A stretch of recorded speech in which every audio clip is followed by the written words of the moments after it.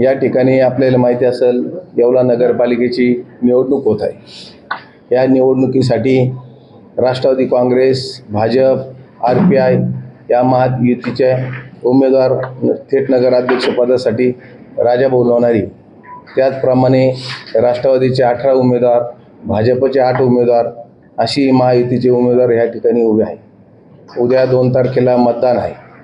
आपण या सगळ्या गोष्टीचा भुजबळ साहेबांनी या तालुक्याचा कसा विकास केला, शहराचा कसा केला, त्याचप्रमाणे यापूर्वी 2004 पूर्वी कशी शहराची परिस्थिती होती, आज कशी प्रत्येक कॉलनीत रस्ते झालेले, पाणी झालेले, अंडरग्राऊंड गटारचे कामं झालेले, त्याचप्रमाणे दररोज पाणी मिळण्यासाठी भुजबळ साहेबांनी येसगाववरून योजना मंजूर करून घेतलेली, तिचं पण काम आचारसंहितेनंतर सुरू होणार। या सगळ्या गोष्टीचा लेखाजोखा आपल्याला माहितीच की प्रगती होत असताना त्याचा नगराध्यक्ष पण साहेबांच्या विचाराचा असावा म्हणून राजाभाऊ लोणारींना साहेबांनी उमेदवारी दिली। आज काहींनी समोरून पत्रकार परिषद घेण्यात आली। आम्हाला एका विषयाचं थोडंसं असं वाईट वाटलं तर ह्या ठिकाणी काल जी आमच्या पक्षाची महायुतीची सभा झाली, त्या सभेमध्ये या तालुक्याचे माजी आमदार आदरणीय मारुतीराव पवार साहेब असतील, आदरणीय बनकर अण्णा असतील, आदरणीय राजाभाऊ भांडगे असतील, आदरणीय पप्पू सस्कर असतील, आदरणीय मी होतो स्वतः कुलकर्णी धनुभाऊ कुलकर्णी होते। या सगळ्या माणसांनी त्या ठिकाणी भाषणं केली। ही सगळी माणसं ह्या समाजामध्ये सामाजिक काम करत असताना अनेक संस्थेवरती काम केलेले आहे। आता बनकरांनाचा अनुभव बनकरांना बँकेला चेअरमन होते। आदरणीय माजी आमदार मारुतीराव पवार साहेब 10 वर्ष या तालुक्याची त्यांनी सेवा केलेली। हे सगळं करत असताना कुठेतरी चुकीचे भाडोत्री माणसं आणले बा, भाडोत्री माणसांनी बोललं, कुठेतरी ह्या माणसांची हे राजकारणाची ही भाषा घसरत चाललेली, ह्या राजकारणाचा स्तर घसरत चाललेला आहे।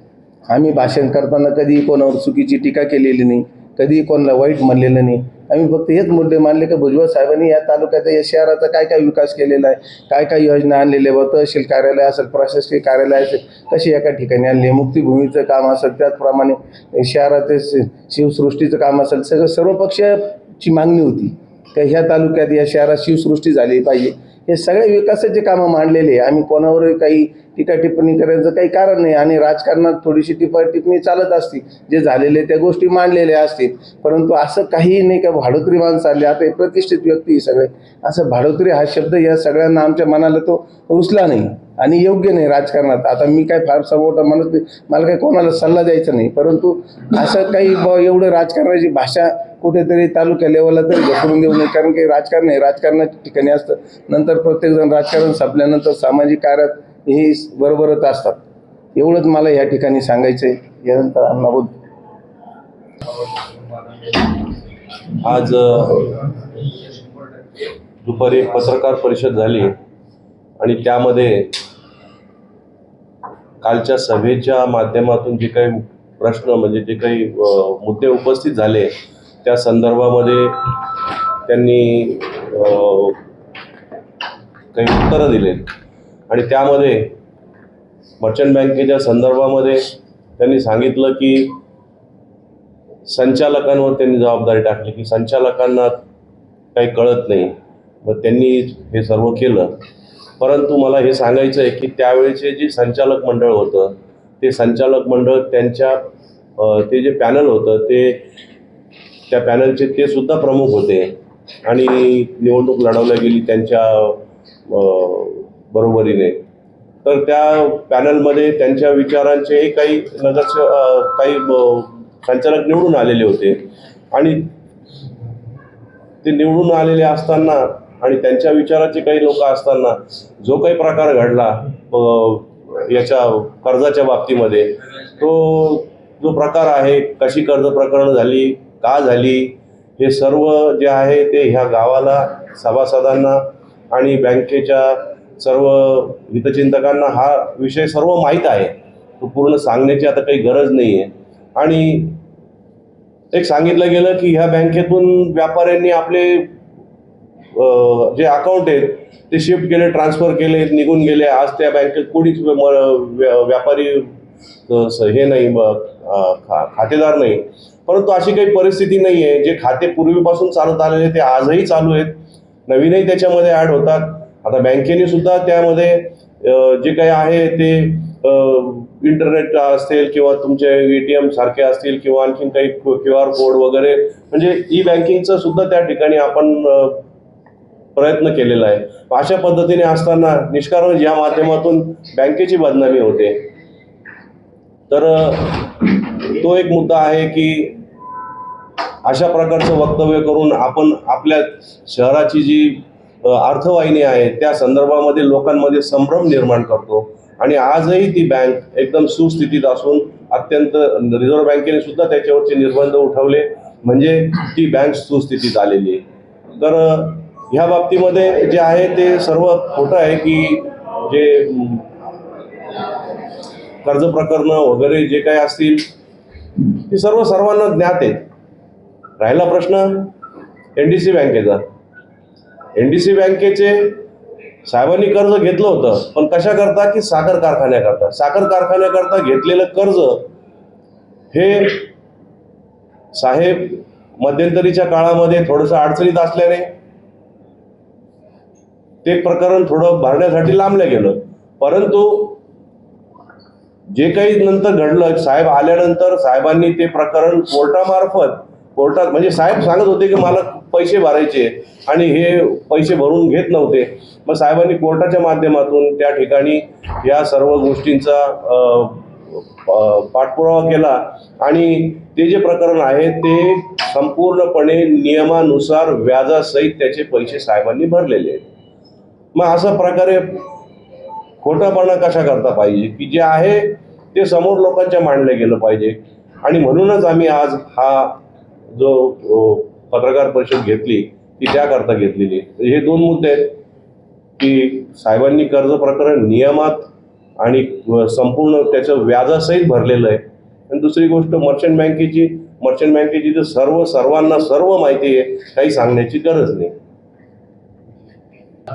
नगरपालिकेच्या निवडणुकीच्या निमित्तानं काल शनी पटांगणावर आम्ही सर्वांनी भाषणं केली आणि ते आम्ही भाषणं करणाऱ्यांना ते कुत्रे म्हणले, भाडोत्री म्हणले.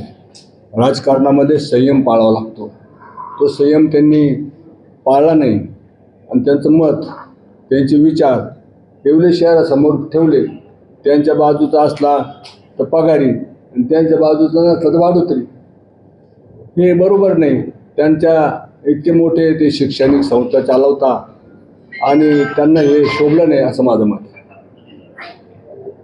निवडणुकीच्या काळामध्ये राज्यभर आणि देशभर टीका टिप्पणी होतात असते. आणि टीका टिप्पणी होताना असं काय आम्ही त्यांच्या एकदम विरोधकांनी बोललं, जे सत्य होते ते बोलले. आता ते काय म्हणे आम्ही कारखान्याचे पैसे दिले, तेव्हा आमचं पावते लोक आताच रडत होते बाबा आमचे पैसे नाही दिले. आता एक जण म्हणतात माझ्या बायकोचं मंगळसूत्र मोडलं, आईचं मंगळसूत्र मोडलं. आता तेव्हा सोनं होतं 2,000 रुपये, आता सोनं झालं 1,30,000. मग एवढं तर ते देणार आहे का? आता त्याने आव्हान केलं यान घेऊन जा, मग ते देणार आहे का? 1-1 तोळ्याचं मंगळसूत्र होतं आणि 2,000 रुपये यांना दिले, मग ते 1-1 तोळा सोनं घेऊन देतील का? आपण जे वार्ता बोलतो ना ते पूर्ण करण्याची तयारी पाहिजे. आपण करू शकत नाही. समाज फार पुढे गेला आहे. त्यांचं मुलाखत ऐकूनच 2 माणसं बाहेर बसले आमचे हे घेऊन आलेले, ते न्याय भेटेल काहीतरी. आता न्याय द्यायचं कारण त्यांच्या हातात, आमच्याकडे काही नाही. आणि म्हणून राजकारणामध्ये संयम धरणं हे फार मोठी गोष्ट आहे. त्याचप्रमाणे मारुतीराव पवार सारख्या महाराष्ट्रात 1 नंबरचे मतं मिळालेल्या माणसाला भाडोत्री कुत्रे म्हणणं किती वाईट. आणि म्हणून असा संयम सोडू नका. मतदारापर्यंत जा, आपले विचार मांडा, मतं घ्या. हे दोंडराम वस्तात तालमीचे पट वस्ता दे आणि ते यांचे पठ्ठे. आता कोण भारी पडतं ते मतदार राजा ठरवणार आहे.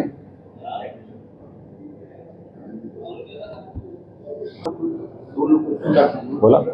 कालच्या विराट सभामुळे विरोधकांचे धाबे दणाले असल्या कारणाने बरेचसे आरोप प्रत्यारोप ते सर्व पक्षाचे आमचे वरिष्ठ नेत्यावर करत आहे. खरं तर हे खेदाची बाब आहे. असं झालं नाही पाहिजे. शेवटी निवडणूक आहे. निवडणुकीमध्ये जय पराजय हा येत असतो, जात असतो. कोण येईल ते आता 2 दिवसानंतर ठरणार आहे. खरं तर विकासाबाबत जर ठरवायचं ठरलं तर या येवला लासलगाव मतदारसंघाचा इतिहास होता का जो आमदार जास्तीत जास्त 2 वेळा निवडून येतो. याचा पूर्वीचा जर इतिहास बघितला आपण तर 2 वेळा आमदार व्हायचे, तिसऱ्यांदा नवीन आमदार तयार होता. आमदार मारुतराव पवार असतील, कल्याणराव पाटील असतील, त्याच्या पूर्वीचे आमदार असतील, ही खरी त्या मागची पार्श्वभूमी होती. परंतु भुजबळ साहेब हे आता 5व्यांदा या येवला लासलगाव मतदारसंघात निवडून आले. जर भुजबळ साहेबांनी विकास केला नसता तर 5 वेळा कशाला निवडून असले असते ते? 2दा नंतर 3ऱ्या टर्मला ते दुसरा आमदार झाला असता या मतदारसंघाचा. जनतेने उघड्या डोळ्यांनी या येवल्या शहराचा, येवल्या तालुक्याचा, लासलगावचे जे 42 गाव आहे त्याचा मोठ्या प्रमाणात विकास बघितलेला आहे. म्हणूनच आज 5व्यांदा भुजबळ साहेब या वयात, त्याचं वय एवढं आहे तरी देखील त्यांना निवडून दिलं, म्हणजे ही जनतेचं प्रेम त्यांच्यावर आहे. खरं तर मला सांगावंसं वाटतं, आता जी निवडणूक मागं विधानसभा गेली, इतकी पूर्ण महाराष्ट्रभर गाजलेली निवडणूक असताना देखील भुजबळ साहेबांना 27,000चं लीड म्हणून या संपूर्ण महाराष्ट्रभराला दाखवून दिलं का विकास पुरुष फक्त एकच होऊ शकतो, तो फक्त नामदार भुजबळ साहेब. मला या ठिकाणी सांगावंसं वाटतं का उद्या जी 2 डिसेंबरला मतदान आहे त्या मतामध्ये जनता पुन्हा एकदा भुजबळ साहेबांवर विश्वास टाकून येवल्या नगराध्यक्षपदी राजाभाऊ लोणारे राष्ट्रवादी काँग्रेस पक्ष महागठबंधन यांचा उमेदवार नक्की मोठ्या मताने निवडून येईल अशी मला जनतेकडून अपेक्षा आहे. आणि ती जनता भुजबळ साहेबांच्या आशीर्वाद पाठीशी ठेवून त्यांना नक्की आशीर्वाद देतील. त्यांची आज तब्येत बरोबर नाही म्हणून ते या ठिकाणी आज उपस्थित झालेले नाही सभेला. आता यानंतरची जी त्यांची हे असेल मतदारापर्यंत पोहोचण्याची त्यांची हे नव्हती, म्हणून ती जी कॉन्फरन्स झाली त्या कॉन्फरन्सवर या ठिकाणी सर्वांनी मतं मांडलेली आहेत. आमचा देखील या ठिकाणी विश्वास आहे आमचा राजाभाऊ लोणारे हा नक्की नगराध्यक्ष होईल आणि 3 डिसेंबरला हे आपल्याला दिसेल.